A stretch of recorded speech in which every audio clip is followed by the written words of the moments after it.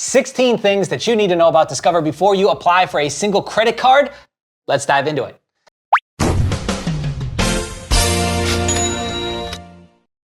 All right, starting at the top, Discover will predominantly pull Experian, a hard pull on every single card. Now, there is small exceptions to this that I've heard, little murmurs here and there, but I mean, this is one of the most consistent ones across the boards. It's gonna be pulling Experian, okay?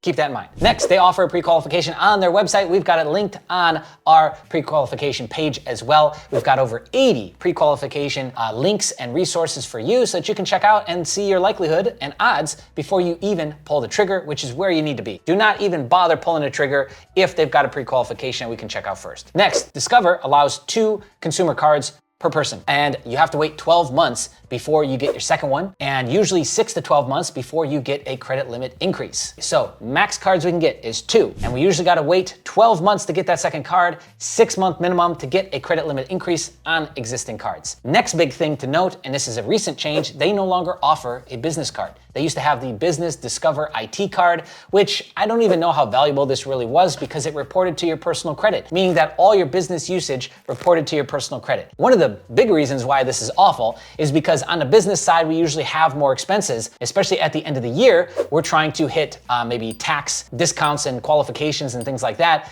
End of the year spending, around the holidays, there's usually discounts given. So we're spending way more money around the holidays, and all of that usage is gonna show and negatively affect your personal credit. So it's probably a good thing that they got rid of it, but just so you know, they currently do not offer a business credit card. Next, first cards are usually lower limits than the second card. Again, this isn't a written in stone kind of thing. It's just we've noticed this across the boards, especially if you've got a rebuilding profile. Your first card is gonna be 1,000, 2,000, 3,000, something like that. And then you'll be able to work that up, get credit limit increases, as well as the second card is probably gonna be a whole lot higher. Don't let that scare you though. We've seen cards come out of the gates with a 12,000 or above credit limit. Next, soft pull on credit limit increases. Discover likes seeing that you're using the card, so keep in mind that if you are trying to strategically get yourself in position for a good, juicy credit limit increase, they want to see you using it. So that means that you're running up balances, paying it down. Now you could be doing this before the statement date. I would say carry the lowest amount of balance that you're willing to carry across the statement date because that's going to report on your credit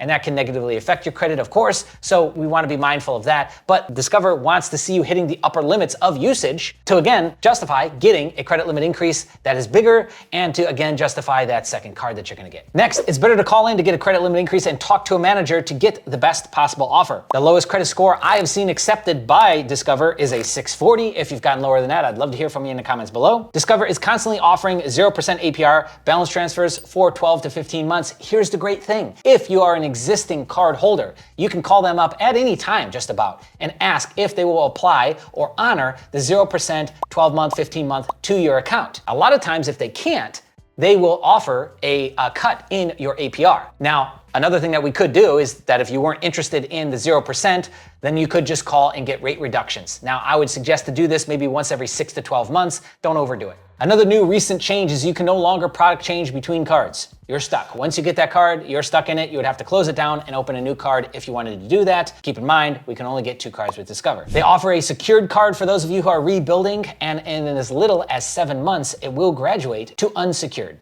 So that means that at that point, you'll see most likely a credit limit increase, and it'll be an unsecured card that you've got in your stack. Discover offers personal loans, which are a solid product, and there's no hard pull till the offer is accepted. I've had several people now get them. I've gotten one myself. They're pretty good product. And again, the Discover app, the Discover login that you get access to once you are a member or a customer is great. Super easy to use, and it's got all kinds of additional things like giving you your FICO score and other resources for you. Discover can and will request a 4506T, which is essentially just permission to pull your tax records from the IRS directly.